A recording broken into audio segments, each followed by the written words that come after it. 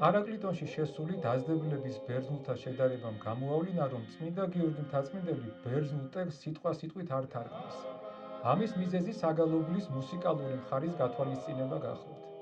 ამასთან ის ყოველთვის ცდილობს ახალი დაძაბულების თარგმნისას გაითვალისწინოს სამსახურო პრაქტიკაში უკვე დამკვიდრებული ძლიისპირები.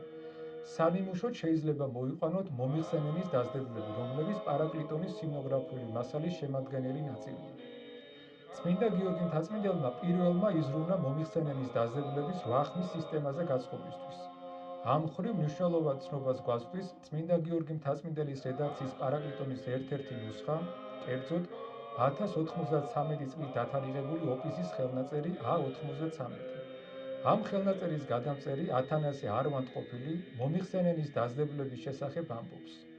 ვითარიცა ძლისპირი მოუვიდოდა, გინა უფალო ღაღატყავისაი, გინა გალობათაი, ყოვლადწმინდასა მამასა ჩვენსა გიორგი მთაწმინდელსა, მას ზედაცა უთარგმნია, თვითოულისა ხმისანი. მოხმობილი ციტატა ცხადყოფს, რომ გიორგი მთაწმინდელმა მომიხსენენის დაძაბულების თარგმნისას გაითვალისწინა ყველასათვის კარგად ნაცნობი ძლიისპირები, როგორც უფალო ღაღატყავსას, ისე გალობათა ძლიისპირები. აქვე უნდა აღინიშნოს, რომ მომიხსენენის სიმნოგრაფიული მასალის თარგმნისას წმინდა გიორგი მთაწმინდელი გვერდს სულის ბერძნულ დედანში წარმოდგენილ თვითავად ჩანგებს და არჩევანს ძლიისპირებზე აკეთებს.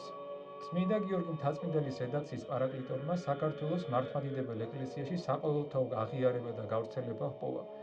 ამის დასტურად ზემოხსენებული მომიხსენენის დაძაბულებიც არის, რომლებიც დღემდე წმინდა გიორგი მთაწმინდელის მიერ მითითებული ძლიისპირების მიხედვით იგალობება.